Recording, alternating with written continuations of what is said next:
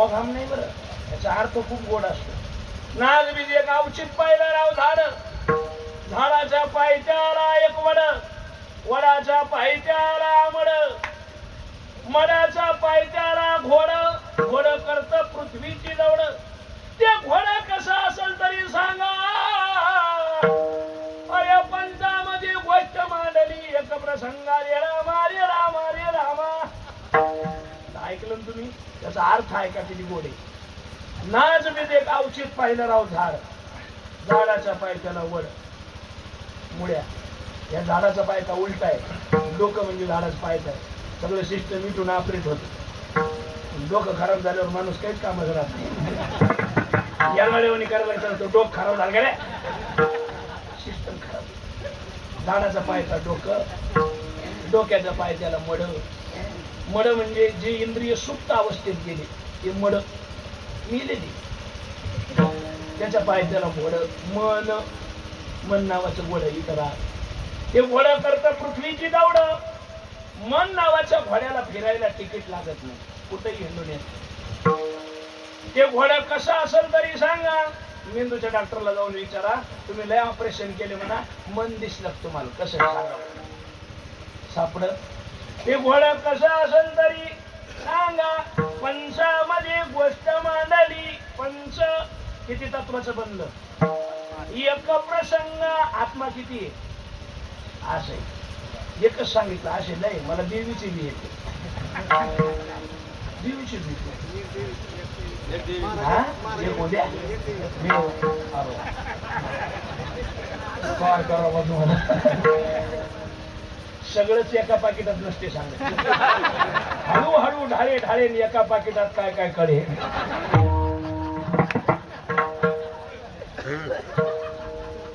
गंबाबाई तुला सोन्याचा गजुबा, आई गंबाबाई तुला. उद्या आहे रामानंद दादा, उद्या वातावरण उद्या आहे का तुम्ही? मी नंतर सांगेन तुम्हाला पुढच्या वेळेस. तुम्हाला पुन्हा यायची इच्छा आहे का? सर्वानंद बाबांना आदेश दिल्यामुळे शहाणपणच करता आला. माझ्या गावात महर्षी वाल्मिकांची जयंती साजरी केली आज. कमीत कमी 2-2.5 हजार पोर आहेत तरुण. तुम्ही इंस्टाग्रामला गेल्यावर रील सापडेल थोड्या वेळाला. त्यांचा आग्रह होता कीर्तन कॅन्सल करा, गावात थांबवत लागते. पत्रिकेत मोठा फोटो लावलाय माझा गावात भाषण. खूप प्रेम करतात माझ्यावर सगळे. कीर्तन कॅन्सल करा म्हणजे बाबाने दिलेलं कीर्तन हे टाळता येत नाही. सर्वानंद बाबा बोलले आमच्यासाठी, देव बोलले. गणेशानंद बाबा बोलले आमच्यासाठी, मायबाप बोलले. हे महात्मे असे महाराज, हे जीवापाड लेकरासारखं पुत्रवत प्रेम करतात. संन्यासाचा संसार सगळं जग असते, पण त्या संन्यासाच्या जगातल्या संसारातले आम्ही काही विशेष माणसं, आमचं विशेष प्रेम. त्यामुळे शब्द नाही का विचारा तुम्ही सर्वानंद बाबांना. लिहून घे म्हणलं की लिहावंच लागतं, शहाणपणा नाही करता येईल.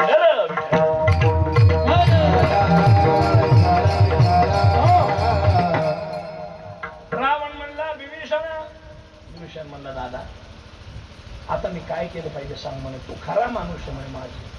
अरे हे सगळे शहाणे माझी पगार घेतात, काम चुकारपणा करतात. तू रावण म्हणतो जरी लिहिलं, वा वा वा काय प्रेम आहे तुझं माझ्यावर.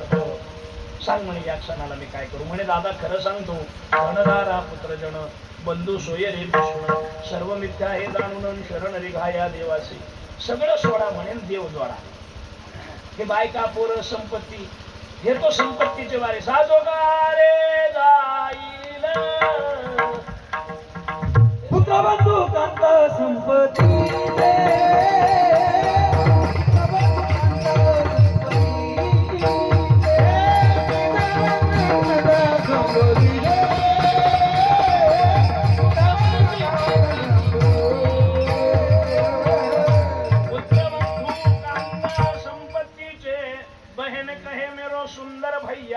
पत्नी कहे मेरो सुंदर सैया, कब तक जब तक जेब में हो रुपया, जब जेब में ना हो रुपया तब कोई किसी का नहीं भैया, कोई किसी का नहीं सैया.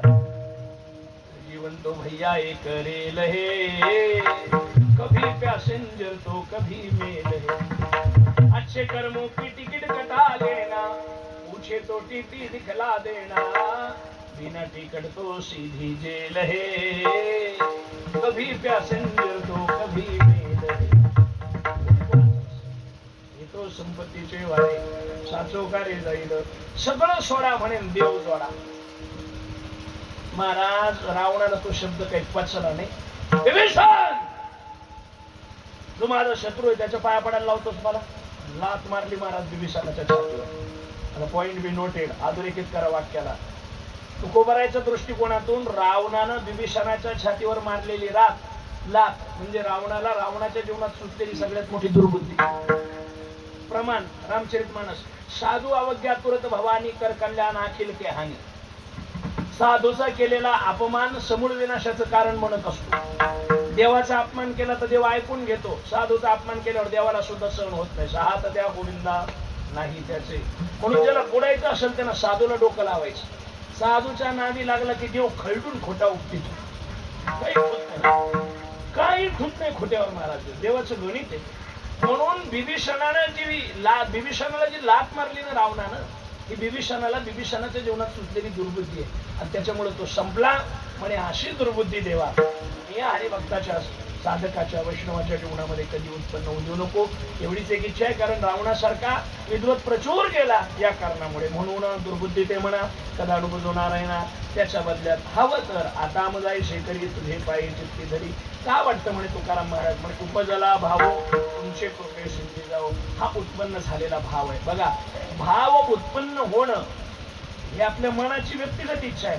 पण उत्पन्न झालेला भाव सिद्धीला नेणं हे देवाच्या हातात आहे. आज 2 पर्व काळ आहेत. मला अजून याचा विस्तार करता आला असता पण या पर्व काळाकरता वेळ राखीव ठेवला तेवढं बोलतो. लाईट आली असेल तर चेंज करायचं का बाबा तुम्हाला? करा.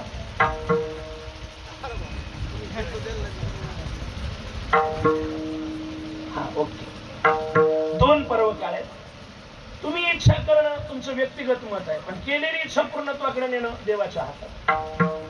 मीराबाई आणि महर्षी वाल्मिकी जयंती आणि मीराबाई जयंती असे 2 पर्व. बाबा जर विषय झाला नसेल दुपारी तर मीराबाई झाला सांगू ना तुमची परवानगी आहे. कसं आहे बघा जो विषय झालेला आहे किंवा जी कथा चालू आहे शक्य होईल तिथपर्यंत वक्त्यांनी त्याच्यावर बोलू नये. आणि बोलायची गरज पडली तरी मग त्याच्यात ते असं येतं महाराजांनी तुम्हाला सांगितलं असं. अरे ऐकय भागवत काय एवढं लहान आहे का? महाराजांकडून सगळं सांगून कोणी आलं तर भागवत 7 दिवसात सगळं सांगून होत कोणी येऊ द्या. कुठंतरी काहीतरी राहूनच जातं. असं उकरायचं नाही म्हणजे खाजून वावधन नाही आणायचं. सवय असतात काही काही लोकांना. बाबा तुमची परवानगी ऐका. मीराबाई देवाचा मनसुखा नावाचा एक भक्त आहे. सवंगडी आहे. देवाच्या बरोबर खेळ खूप गोड आहे. तुम्ही नाही ऐकलेली कथा आहे. इच्छा व्यक्त करणं हा तुमचा अधिकार आहे. पण व्यक्त केलेल्या इच्छेला पूर्णत्वाकडे नेणं देवाच्या हातात. त्याला किती वेळ लागेल हे सांगते. बोलू ना. वाचताय का काही तिकडे? बाबा तर सरळ करा. मला जरा गरमी होती त्याच्यामुळे मी माझा फॅन माझ्या सोबतच आणतो. कसं कुणाला म्हणायचं फॅन द्या हे द्या. आपलं आपलं घेऊन फिरायचं संगत आणलंय. ऐका आता अडचण नाही. मनसुखा नावाचा देवाचा सखा होता. आणि एक दिवस ते 2 जण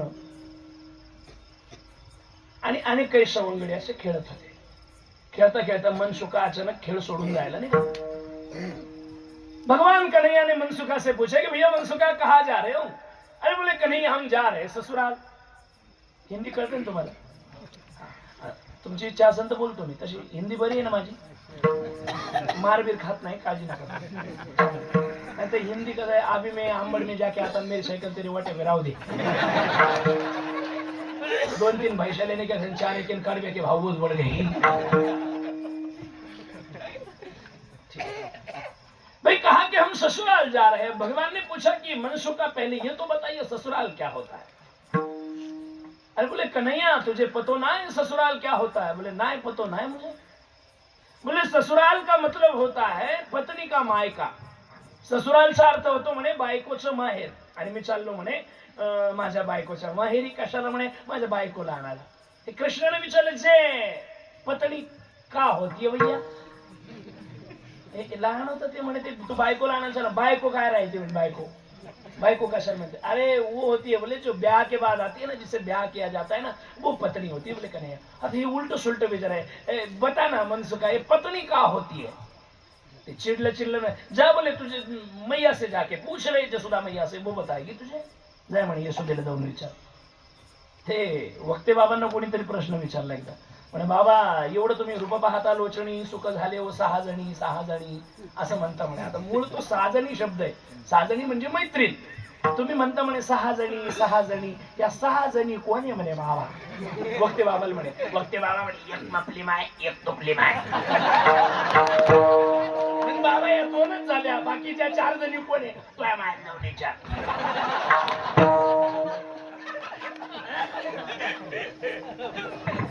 आबांची स्टाईल होती बोलायची। हे म्हणे पत्नी पत्नी काय असते म्हणे पत्नी? बोले मैया से जाके पूछ। गेलं यशोदेकडे। यशोदेला म्हणलं आई बायको काय असते? अरे म्हणे लग्न केल्यानंतर येत असते ती। असं कधी येत असते? मोठं झाल्यावर येत असते। मला ते ना आणून। अरे म्हणे तू लहान आहे ना अजून, मोठं झाल्यावर येईल ना। नाही म्हणे मला आताच बायको करायची आहे। अरे म्हणे असं नाही का नाही, थोडा मोठा हो, उपवर झाला की तुझं लग्न करू मग तुला बायको। ए मैया मोरो ब्याह भी करवा दे, नाही तो मनसुखा की पत्नी मेरी है जाएगी। आताच्या आता माझं लग्न करून दे म्हणे, नाही तर मनसुखाची बायको मी होऊन जाईल। यशोदेनं समजूत घातली। मनसुखा सासूरवाडीला गेला। सासूरवाडीत पाहुणचार झाला, पोरगी वाटी लावायची। मनसुखाच्या बायकोचं नाव होतं माधवी। काय नाव होतं? माधवी। नाव ध्यानात ठेवा। पोरगी वाटी लावायची। माय म्हणाली माधवी पहिली येते जाते तुझी, 2 दिवस गेली परत आली पुन्हा चालली। एक गोष्ट नीट कान उघडे ठेवून ऐक, इकडे कोणी आहे का माधवी? नाही ना, तुम्ही माग पाहून हसू राहिला म्हणून म्हणतो, माझं बारीक लक्ष असतं। म्हणे माधवी ब्रजमंडलात वृंदावनात गेल्यानंतर सगळ्यांच्या पुढं जाय, पण तिथं कृष्ण नावाचा नटखट पोरगा आहे, त्याला तोंड दाखवू नको। त्याला जर तोंड दाखवलं तर तुझं काही खरं नाही। माधवीच्या डोक्यात पक्क भरवलं आईनं भरवलेल्या गोष्टी पोरी पक्क्या ऐकतात। निम्या पोरीच्या संसाराचं वाटोळ आईनच केलं। 2-2 तास फोनवर बोलते, हॅलो काय करलीस ग? काय नाही स्वयंपाक झाला आता भांडे घासते। बरं काय बाकी का अजून? बरंच काम बाकी होई, मलाच करावं लागत। हा ना माय, आणि भोगल्या कुठं बसलाय ग तो सासू? तिला का रोग आला ग? तिला करायला लावत जाय ना काम फोनवर। माझं वाक्य नीट ऐका। जी आई लेकीच्या संसारात प्रमाणापेक्षा जास्त हस्तक्षेप करते तिच्या लेकीचा संसार तडीला जात नाही। ही करू ही उचकेले बाहेर पुरीचे संसार काय 3-3 तास बोलायची गरज आहे का? महाराज यमुनोत्तरून निघते, बाबाजींना माहिती आहे, उत्तराखंड मधून पांढरी शुभ्र यमुना वृंदावनात येईपर्यंत। आणि वृंदावनात आली की यमुना काळी होते। का होते माहिती? तिच्या पात्रातून भगवान कृष्ण जेव्हा जायला निघाले ना, आणि तिचं पाणी जेव्हा वाढलं ना, ते पाणी वर आल्यावर तिनं असं डोकून पाहिलं। यमुना कोण आहे? तिचं नाव आहे कालिंदी। देवाच्या ज्या 16,108 पैकी 8 पटराणी आहेत ना, त्या 8 पटराणीतली 1 पटराणी आहे कालिंदी। ही यमुना यमाची बहीण आहे, सूर्याची पोरगी। तिनं पाहिलं मी देवाची पटराणी आहे, हा माझा मालक आहे। तिने असं डोकावून पाहिलं टोपलीमध्ये, तर देवाचा रंग काळा होता। ती म्हणे मी पांढरी फटकन मानावरा काळा, बजेट बसणार नाही। काळ्याला गोर करता येत, पण गोऱ्याला काळ होता। ती म्हणे याला बदलवता येणं शक्य नाही, पण मला बदलता। म्हणून यमुना गोरी होती, नवऱ्याकरता काळी झाली। लग्न लागल्यानंतर ज्या मुलीला आपल्या सासर सारखं होता येतं, तिचा संसार कधी बुडत नसतो। काही स्वभाव लग्न झाल्यानंतर मालकाचे नवऱ्याचे जरा कडक असतात ना, बाया म्हणतात बाया याचा स्वभावच बदला। मी बदलीनच लगे याचा स्वभाव, फार कधी दिन होतून ते असं नाही करायचं, यमुनेची भूमिका घ्यायची। महाराज मी तुळजापूरच्या देवीच्या मंदिरात काय बाया जप करताना पाहिल्या पटांगणात। आमचे महाराज मित्र म्हणले काय समस्या असेल बा, एवढ्या शिगेला लावून जप करताय मोठ्या मोठ्यानं। मी म्हणलं यायची समस्या एकच असेल, बाप्याचा बाप पहिला नाचला होता, आता आता काच झाला हो पहिल्या वेळी राहिला. मी महाराजांना म्हणलं तुम्ही जाऊन विचारा या 10 बायांना, 10 पैकी 9 बायांचं उत्तर एकच. कशा करता जप करता? बाई लग्नाच्या अगोदर असे बोलायचे, लग्न झाल्यापासून पहिल्या वेळी राहील बया. त्याच्या करता देवील साखर पहिल्या वेळी राहील म्हणजे. आणि लग्नाच्या अगोदर तो घाली लोटांगण मोकळं पाटांगण होता, जबाबदारी नव्हत्या त्याला. लग्न लागल्यावर जबाबदारी आल्या, 2 पैसे आले पाहिजे, कुटुंबाचा उदरनिर्वाह झाला पाहिजे. मग आता पहिल्यांदा तू मोकळा वेळ द्यायचा, 3-3 तास बोलायचा तुझ्याशी साखरपुडा झाल्यावर फोनवर. साखरपुडा शब्द घातला, बिना साखरपुड्याचे पण बरेच आहेत. आमच्याकडे एका नवरदेवाचं लग्न जुळलं आणि त्यानं नवरीला मोबाईल दिला आणि ते घरात बोलायचं. बरं त्याला बोलायचं काही म्हणजे सुमारच नाही, शेंद्रा नाही, मळ नाही. आलो काय करायचं, जेवलीस का, काय केलं मग आज, कुठे गेलं मग आज, काय करायची, तब्येत बरी का, अच्छा. घरात त्याला झोपा नाही यायच्या. त्याच्या आईचे आहे काय खन खन खन खन करतात. म्हातारीने बाहेर काढून दिलं, ते बोलत बोलत बाहेर आलं, कुत्रे मागं लागले. पुन्हा मध्ये जाऊन बोलायला लागलं, म्हातारी पुन्हा चिडली, उठत हो इथून, डोखा उठितो, फुसफुस फुसफुस फुसफुस 2 वाजे अर्ध्या रात पारक भर चालतो, उठ. त्यानं पाहिलं बाहेर जाऊ तर कुत्रे चावते, मध्ये बसावं बोला होतं बा, आई बोलती, स्लॅपवर गेलं म्हणजे एका जागेवर उभं राहून बोलायचं. बोलता बोलता त्याच्या ध्यानातच नाही स्लॅपला कठडी नाही म्हणून. बोलता बोलताच गेलो, वरून खाली पडलं, 3 ठिकाणी मोडलं. साखरपुडा व्हायला लग्न कॅन्सल केलं नवरीनं, आमुडक्यात संसार कोण करीन म्हणे. उचललं तेच बेकार काम.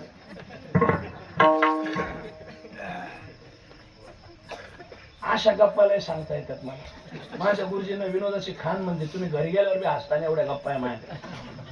पण आमचे माऊली बाबा शेलुतकर म्हणले तिथले श्रोते लय चांगले आहेत, क्वालिटी वाले आहेत म्हणे, क्वालिटी सांगा म्हणून क्वालिटी सांगू राहिले. आता आमचा नाईलाज झालाय, आम्हाला रिक्वायरमेंट येतं काय काय गावात, बाबा असं कीर्तन झालं पाहिजे, असं म्हणलं साडी नेसून येतो. लावणे कधी असं झालं डोकं बिकं मानसिकता अवघड लोकांची.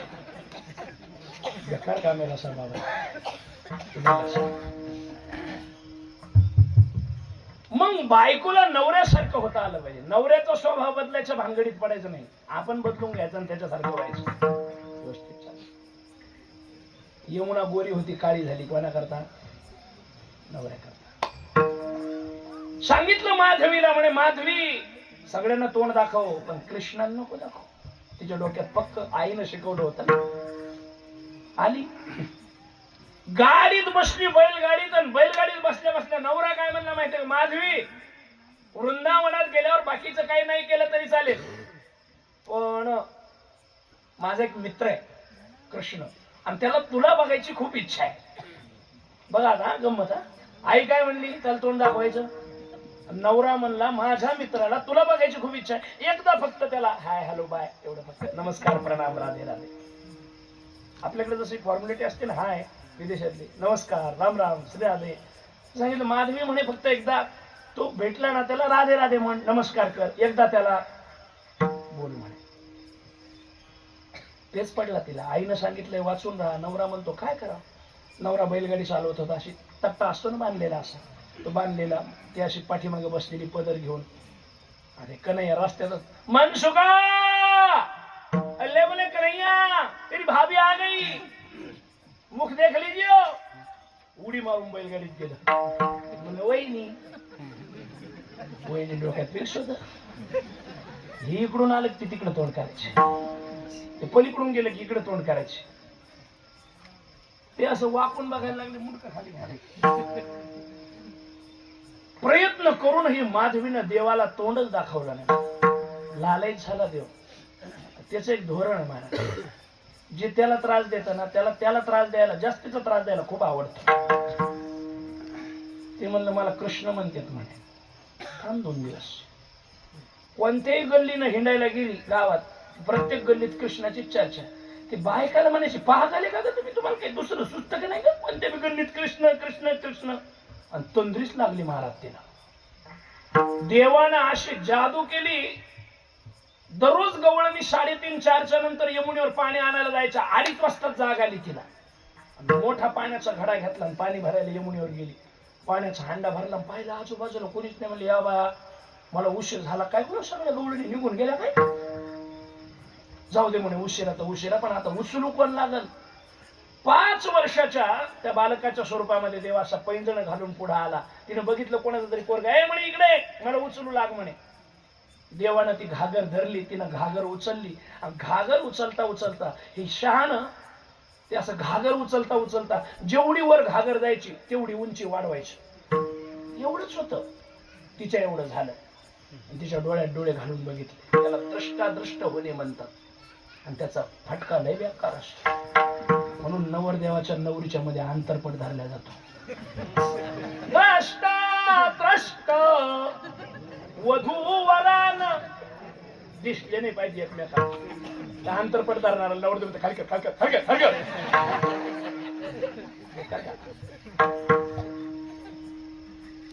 नजरेत नजर झाली, बोधावर आरूढ झाली, वृत्ती हरवली, भानावून गेली. महाराज देव निघून गेला. एकटी तिथंच कळणच गेलं. तिला घरी गेली. तिचं मनच लागलं. मन वेडे रमतच नाही मज कृष्ण भेटवा बाई. खूप गाण्यासारखे. वेळ संपते आपली. रडायची बाबासाहेब, रडायची. कृष्ण कृष्ण कृष्ण. आणि मग ती वाड्यावर कृष्णाला शोधायला जायची. ही पुढच्या दरुजानं माधवी आली की हे मागच्या दरुजानं निघून जायचं. जसा एखादा भुकेला माणूस असतो त्याला जेवणाची गरज असते, तहानलेला माणूस असतो त्याला पाण्याची गरज असते, तसं ती लालच झाली. आता तिला कळना काही. असं वाटायचं कृष्ण नाही भेटला तर माझं काही खरं नाही, मरते मी. कृष्णा कृष्णा कृष्णा भेटणारे बाबा. देव म्हणला तू मला तरसवलंय ना, सगळं जग माझं तोंड पाहण्याकरता तरसवलं, आणि मी तुझं तोंड पाहण्याकरता तरसायलो ना, आता तर मी तोंडच दाखवणार नाही. महाराज देवानं नाही तोंड दाखवलं तिला. एखाद्या रोग्यासारखी अवस्था झाली त्याची. कृष्ण नाही भेटला ना मरणार. तर ती म्हणली बिना भेटीची मरणारच नाही.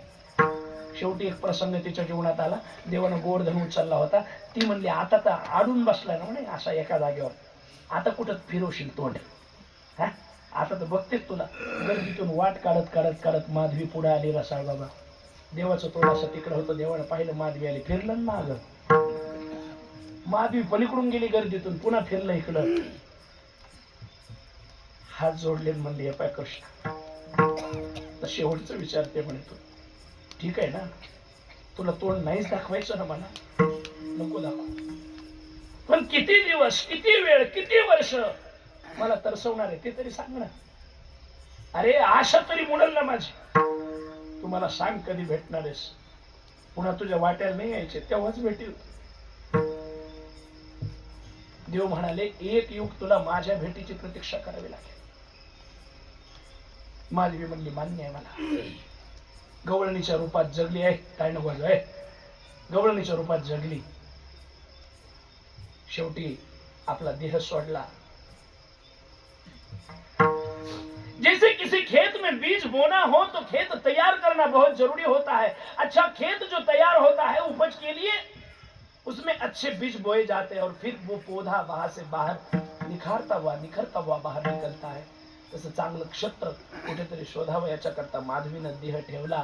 मेडता प्रांतामध्ये रावदुधा नावाचा राजा, त्या रावदुधा नावाच्या राजाची नात म्हणून ही माधवी नावाची गोपी मीराबाईच्या रूपाने राजस्थानमध्ये प्रगट झाली. पूर्वजन्मातली स्मृती कायम होती. मला कृष्णाला भेटायचंच असा अट्टहास होता. ज्या दिवशी ती प्रगट झाली ना राजस्थानला, तो दिवस म्हणजे आजचा दिवस. मीराबाई प्रगट नाही झाली. मीराबाई म्हणजे भक्ती प्रगट झाली भगवंताला प्राप्त करण्यासाठी. पुढचं चरित्र खूप सुंदर आहे, सांगायला वेळ नाही. आपलं युट्यूबला एक चॅनल आहे समर्पण सेवा नावाने, आणि त्या चॅनलवरती ही मीराबाईची कथा आहे. आमची भोकरला नांदेडला कथा झाली. कथा अशी होती की दररोज नवीन विषय होता. त्याच्यामध्ये मीराबाई चरित्र आणि नरसिंह मेहता चरित्र अशा 2 कथा एकाच दिवशी आहेत. नाही समर्पण सेवा लक्षात राहिलं, संतोष महाराज आढावणे लाईव्ह असं जरी म्हटलं तरी त्या कथा तुम्हाला दिसतील. नांदेडची कथा बघायची, मीराबाई चरित्र पाहायचं. नांदेडच्याच कथेमध्ये खाटूश्याम चरित्र पण आहे. रामचा पीर रामदेव बाबा चरित्र, राजस्थानची लोकदेवता, ते चरित्र पण आहे. हनुमानजीचं चरित्र आहे, कृष्ण चरित्र आहे, रामचरित्र आहे, शिवचरित्र आहे. सगळ्या कथा तुम्हाला तिकडे ऐकायला भेटतील. खूप सुंदर ते मीराबाईचं चरित्र. त्या मीराबाई ज्या दिवशी प्रगट झाल्या तो आजचा दिवस म्हणजे जयंती. वाल्मिकीजी ज्यांनी रामायण लिहिलं, इक्ष्वाकु वंश प्रभवो रामे नाम जने श्रुता, बालकांडातला हा श्लोक आहे. इक्ष्वाकु वंशातील प्रभावशाली राम नामाने जनाला श्रुत असलेल्या रामरायाचं चरित्र हे सूत्रवत करण्याचं काम ज्या वाल्मिकीने केलं त्यांची आज जयंती आहे. ह्या वाल्मिकीबद्दल लोक सांगताना असं म्हणतात की वाल्मिकी लोकांना अडवायचे, मारायचे, आणि मग ते नारदाला अडवलं त्यांनी मारण्याकरता. मी जरा वेगळ्या पद्धतीने हे मांडत असतो. भाजीपाला विकणारा माणूस दररोज जर भाजीपाला विकत असला तर त्याला एवढा अंदाज येतो त्याचा, त्याने जर 1 किलो बटाटे त्याला मागितले, त्याने जर उचलून असे टाकले बिना मोजता तर 1 किलो भरतात, कमी भरत नाही का? एकच क्रिया तो दररोज सातत्यानं करतो. म्हणून त्याने जर वाल्या कोल्याने एवढी माणसं मारली असती तर ती माणसं मारत असताना कोणत्या माणसाजवळ काय सापडतं याचा प्राथमिक अंदाज तर त्याला येत असेल. नारदाचा अंदाज लावणं काही कठीण नव्हतं, कारण खाली नारदजी पंचा घालून होते, अंगावर काहीच नव्हतं, रुद्राक्षाच्या माळा, विणा करता हातामध्ये होती. लुटण्यासारखं काय होतं? नारदजीला अडवण्याचा प्रश्न येत नव्हता. तरी जाणीवपूर्वक नारदजींना अडवण्यात आलं. का? जेव्हा नारदजीला अडवलं, शस्त्र उगारलं, म्हणजे मारून टाकेल तुम्हाला मी, काय तुमच्याजवळ द्या. नारदजी म्हणले माझ्याकडे काहीच नाही. म्हणे महाराज तुमच्याकडे जे ते कोणाकडे? अरे का? आजपर्यंत तुम्ही ज्यांच्यावर शस्त्र उगारलं म्हणे ते जागेवर मेले, काही परेशान झाले, पण तुमच्या चेहऱ्यावर निर्भयता आहे. ती निर्भयता कशाने आली ती मला लुटायची आहे, द्या. आणि मी रामाचं नाव दिलं. या जगाला राम दिले ते आद्य कवी वाल्मिकी आहेत आणि त्यांची आज जयंती आहे. अशा या जयंतीच्या पर्व काळात मीराबाई जयंती, वाल्मिकीजीची जयंती आणि महंत तपोनिधी सागरानंद सरस्वती महाराजांची पुण्यतिथी म्हणजे बाबांचा पुण्यकाळ, पुण्यस्मरणाचा दिन काल झाला. अशा पर्व काळावरती आपण हा अखंड हरिनाम सप्ताह अग्रेषित करतोय. आपल्या सर्वांच्या मध्यभागी आजची कीर्तनाची सेवा करता आली. मला खूप आनंद वाटला. संसारी बाबांची माझी पहिली भेट बहुधा झाली असावी, पण विस्ताराने चर्चा झालेली नसावी. पावसे बाबांनी अनेक कीर्तनं दिली, या परिसरात अनेक कीर्तनं केली. आता कीर्तनं कमी केली बाबा, आता कथा जास्त चालू आहे. आणि हिंदीतल्या चालू असल्यामुळं आता थोडं MP, गुजरात वगैरे तिकडे जास्त कथा चालू आहे, त्यामुळे जरा कीर्तनाकडे लक्ष कमी आहे. पण खूप तुमच्या माध्यमातून फिरलो, खूप आनंद वाटला. आपण सर्वजण आलात. संस्थेचे विद्यार्थी आहेत, गुणीजन महाराज मंडळी आहे, उत्कृष्ट असा साऊंड आहे. श्रद्धामध्ये माता भगिनी आहेत. आमच्या मुक्ताई बालवारकरी शिक्षण संस्थेच्या संस्थापक आमच्या आदरणीय मापारीताई, शारदाताई, त्या सुद्धा या ठिकाणी उपस्थित आहे. अतिशय सोज्वळ आणि निर्मळ अंतःकरणाचं ते व्यक्तिमत्व आहे. आज त्या कीर्तनात आहेत. तुम्हाला धन्यवाद. रसाळ बाबांची वाणीच रसाळ आहे, त्यांचं नावही रसाळ, वाणीही रसाळ. असे बाबा खरं तर लेकराच्या कीर्तनात मी लेकरूच आहे बाबा, तुमच्यापेक्षा वयानं खूप कमी, मी अगदी सगळ्यांपेक्षा. म्हणजे माझी डेट ऑफ बर्थ 92, 92चा जन्म माझा, 33 रनिंग मारा. हे लोकांच्या शेतात चरू चरू झालंय असं काय खायला बाहेर. आज इकडे आलो नाही, माझं एक अनुष्ठान चालू आहे. सूर्यास्तानंतर मी अन्न ग्रहण करत नाही, म्हणून इकडे जेवायला आलो नाही. बाकी दुसरं काही नाही. साधू संतांची पुण्याई आहे. ज्यांच्या आदेशानं मला ही सेवा करता आली ते आदरणीय श्रद्धेय सर्वानंद सरस्वती महाराज. आपल्याला माहिती असेल, सनातन सत्य धर्माला अबाधित करण्यासाठी जी चळवळ भारतामध्ये राबवली जाते त्या चळवळीचे ते प्रमुख आहेत.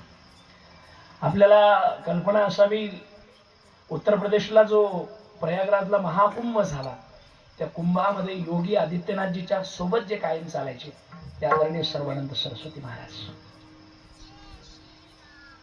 खूप मोठं कार्य हे आदरणीय सर्वानंद सरस्वती महाराजांचं आहे.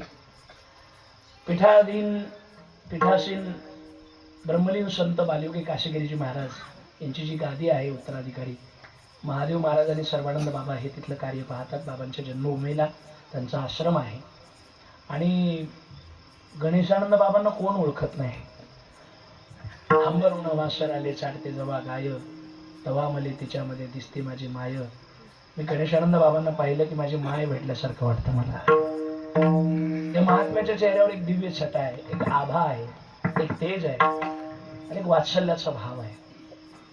ते दर्शनी समाधान चित्त आथी हे जे सूत्र सांगितलं ना, की दर्शनाने ज्यांच्या समाधान, प्रशस्ती पुण्य पुरुष आपण ज्यांना म्हणतो.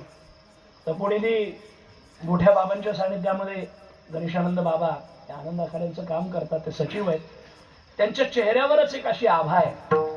तसं सूर्याचं किरण एखाद्या पुष्पाला कुमुदित प्रसरण पावतं, त्याला उभं करतं, त्याला फुलवतं. तसं बाबांचं दर्शन हे भक्ताच्या अंतःकरणाला प्रसन्न करत असतं. एखाद्याच्या उपस्थितीमध्ये त्यांची स्तुती करणं वेगळं आहे, पण त्यांच्या अनुपस्थितीमध्ये आज बाबा इथे जरी उपस्थित नसले तरी आमच्यासाठी ते म्हणजे खूप उच्च कोटीचे महात्मे आहेत. आणि त्यांच्या सगळ्या या अधिष्ठानावरती मला सेवा करायचं योग आला. त्याबद्दल बाबांच्याही चरणी नतमस्तक होतो. मोठ्या बाबांच्या, गणेश बाबांच्या, सर्वानंद बाबांच्या, या सगळ्या महापुरुषांना धन्यवाद देतो. एकच विनंती करतो, काय राजकारण गोंधळ गदारोळ करायचा तो करत बसा. जिथे धर्माचा विषय येईल तिथे सगळ्यांनी एकत्र राहायला शिका. त्याचं कारण असं, ज्या जातीत आपण जन्माला आलो त्या जातीचा स्वाभिमान सांडू नये, ही पहिली गोष्ट आहे. कारण देवाने आपली जर तिकडे निवड केली असेल तर काहीतरी विशेष म्हणूनच केली असेल, त्याचा स्वाभिमान सांडू नये. पण जेव्हा धर्माचा विषय येईल तेव्हा जात सांगू नये. क्योंकि कंधों से बड़ी कोई छाती नहीं होती और धर्म से बड़ी कोई जाति नहीं होती. जब दिया ही नहीं होगा तो बाती का क्या करोगे, और धर्म ही नहीं रहेगा तो जाति का क्या करोगे. दिवस नसेल तर बात लावणार कुठे, धर्म नसेल तर जात सांगणार कुठे. तेली माली दाबोळी मराठा कुणबी पाटील सगळ्या वंजारी असेल, सर्व समाज असेल, हे सगळे समाज मिळून जी एक उत्कृष्ट अशी सगळ्यांना सोबत घेऊन जाणारी रचना तयार होते, जीवन पद्धती तयार होते. त्या जीवन पद्धतीला हिंदू आणि सनातन धर्म म्हणतात. सध्या या धर्माला संपवण्याचे षडयंत्र प्रचंड प्रमाणात चालू आहे. आपल्या आजूबाजूला अशा अनेक लोक आहेत, अनेक प्रकारच्या गोष्टीच्या माध्यमातून ते धर्मावर गदा आणण्याचा प्रयत्न करतात. तुमचं ब्रेन वॉश करतात, तुम्हाला तुमच्या धर्माच्या विरोधात उभे करतात. काय नाही साहेब, मी जरा माफी मागून बोलतो, ते पॉडकास्ट होतात ना काही काही. आता एक पॉडकास्ट झाला, ते आदरणीय ते रामभद्राचार्य महाराज, त्यांना बोलायला लावले. रामभद्राचार्य महाराजांनी टीका केली की प्रेमानंदजी संस्कृत नाही जानते. ते बोलले, त्यांना बोलायला लावलं, ते बोलत नव्हते, बोलायला लावलं. आणि ते सगळं सोडून दिलं, त्यांच्या दोघांचंच लावून दिलं. इन्होंने प्रेमानंद जी के बारे में ऐसा बोला. आम्हाला लोकांना भांडायचं नाहीये, जगातली भांडणं संपवायची आहे आणि वैश्विक धर्म उभा करायचा आहे. त्याच्यासाठी आपण पुढे आलो पाहिजे. आपण भांडायसाठी नाही, भांडणं सोडायसाठी आलोय. म्हणून हिंदू म्हणून एकमेकांना धीर द्यायला शिका, बळ द्यायला शिका, ताकद द्यायला शिका. मला कोणी वाईट आहे असं म्हणायचं नाही. ते असतील त्यांचे, नसतील काय त्या ए बरोबर आहे, आपल्याला त्याच्याशी काही घेणं नाही. पण एक वाक्य माझं नीट ऐका.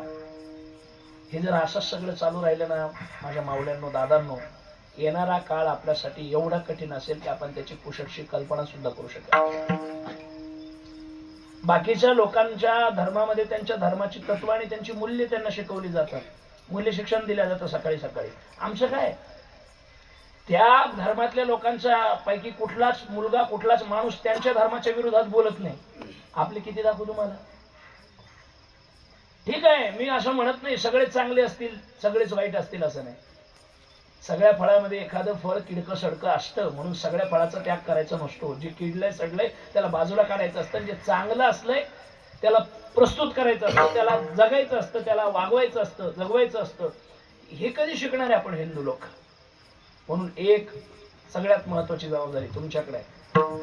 मूल्य शिक्षणाची सुरुवात तुमच्यापासून होते. मी जर या विषयावर बोललो तर मीडियाच्या माध्यमातून कदाचित त्याचा चुकीचा अर्थ लावला जाईल. बायकांनी डोक्यावर पदर घ्यावा, बायकांनी डोक्यावर पदर घ्यावा, एक भूमिका आपली. बायकांच्या डोक्यावर पदर असावा, पण काय फरक पडतो, त्यापेक्षा आपल्याच नजरेत आदर असावा. ठीक आहे, पदराचं जजमेंट संपून घेऊ. पण बिभत्सक अंग प्रदर्शन करणारे कपडे घालून आपणच जर जात असू, बाकींच्या लोकांकडून आपण शिकलं पाहिजे. ते जेव्हा बाहेर पडतात तेव्हा त्यांचा पेहराव कसा असतो, आपण बाहेर पडतो तेव्हा आपला पेहराव कसा असतो. नवरात्रीमध्ये षडयंत्र झाले महाराज, दांडियामध्ये किती राजकारण झालं. मी म्हणतो हिंदूंना, हिंदूंसाठी हिंदूंचे सण आहेत, त्याच्यात बाकीच्या लोकांचं काय काम आहे? तिथं म्हणे हमें क्यों नहीं आने देते, इथं तुमचं काय काम आहे? जर हिंदूंचा सण असेल, हिंदूंचा दांडिया असेल तर हिंदू साजरा करतील, तुमचा येण्याचा विषय. आणि बायकांनी कार्यक्रम बायकांचा असेल तर मी तर या मताचा माणूस आहे, भगवंत